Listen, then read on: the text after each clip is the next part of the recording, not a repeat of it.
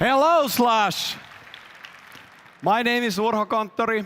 I'm the CEO and founder of Varjo Technologies, a company from Helsinki, Finland, that is creating the most advanced virtual reality and augmented reality technologies.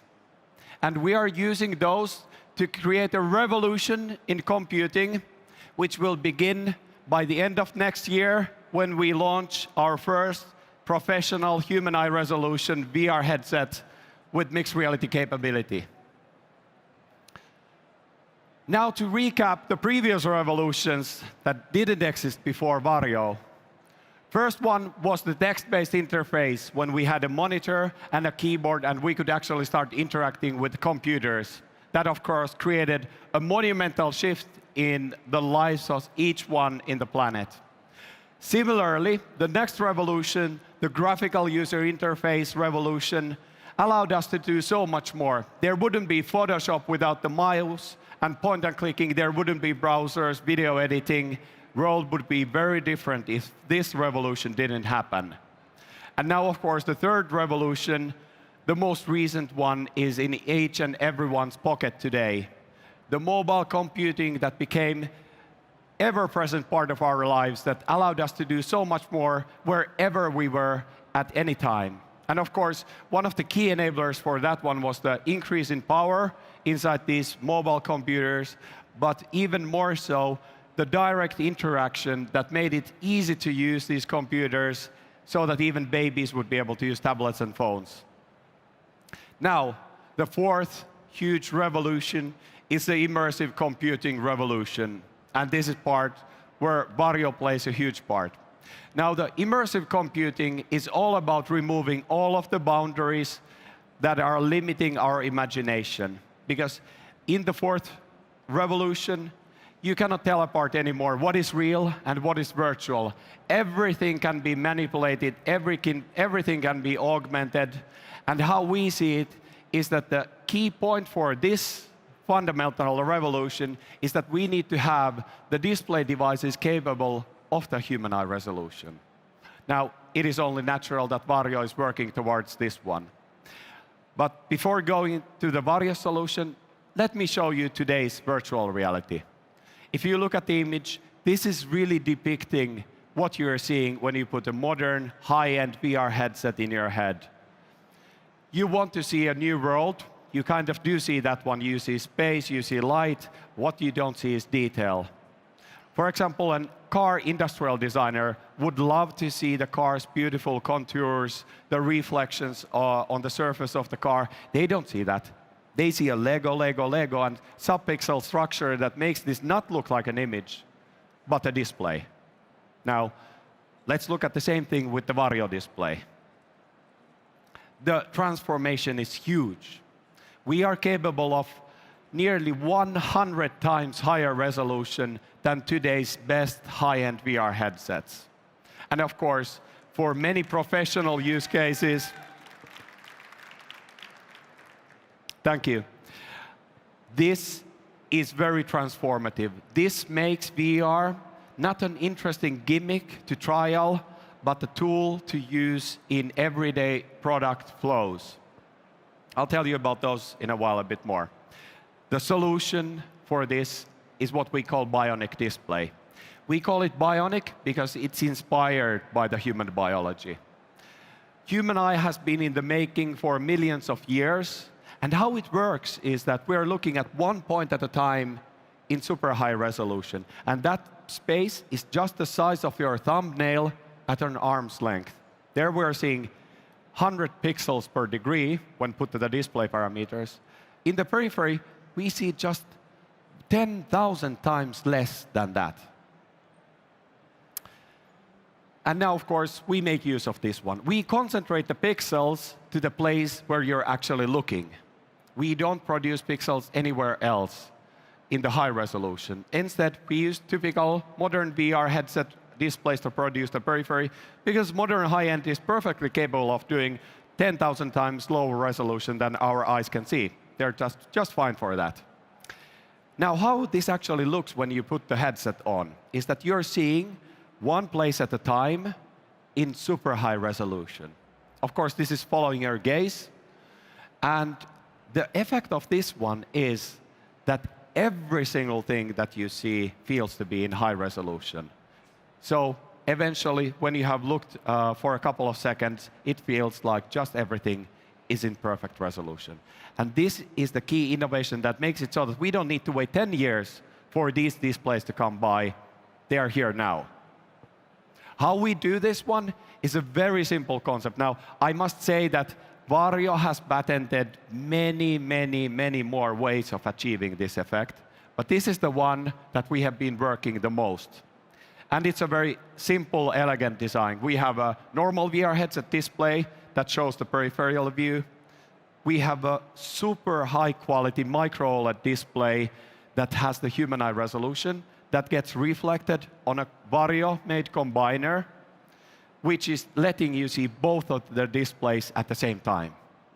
And then what we do with the gaze tracking is that we tilt this combiner ever so slightly, and the reflection changes so that you're seeing the image at a different place, at the place where it's supposed to be in.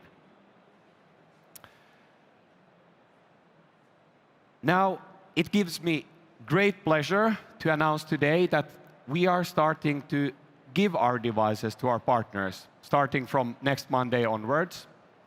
And after we contacted with the press in June this year, we got the tremendous feedback from every single industry: industrial design, training and simulation, architecture and engineering, immersive entertainment.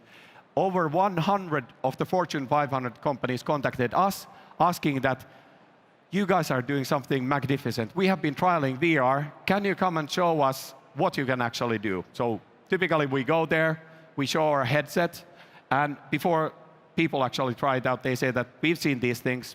They're never true. We don't believe that you guys deliver either.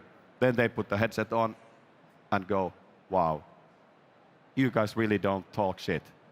So today, we're announcing that on the industrial design side, we're partnering with the largest, the best automotive brands in the world, with Audi, BMW, and the whole Volkswagen group of 17 sub-brands. And we're starting to give them devices so that they can start using those and give us feedback what is wrong with those devices. Because that's the only way to learn. We are not car makers ourselves. How would we know what is the best way to perfect the device for their use cases?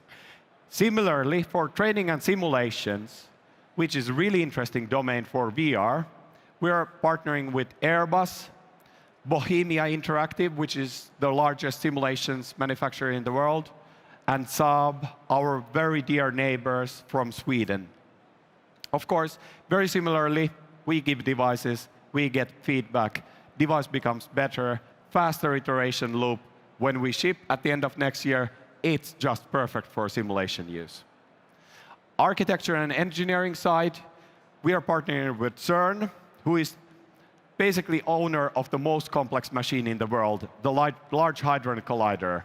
And of course, they're really interested in using VR for data visualization of the events that are taking place in that chamber, but also just to teach people how to do the maintenance task, because that beast is open once a year, and you need to do the whole year's maintenance on one day.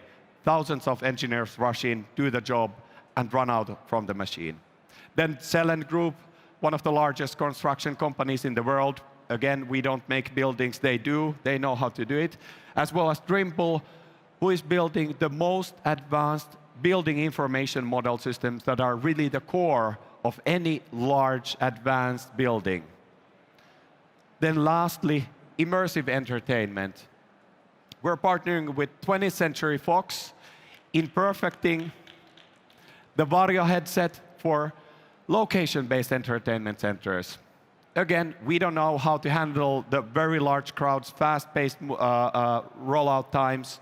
They do, we learn with them. Magnopus just got an Emmy for their ISS experience, and they are the makers of the immersive photography systems for the movie industry.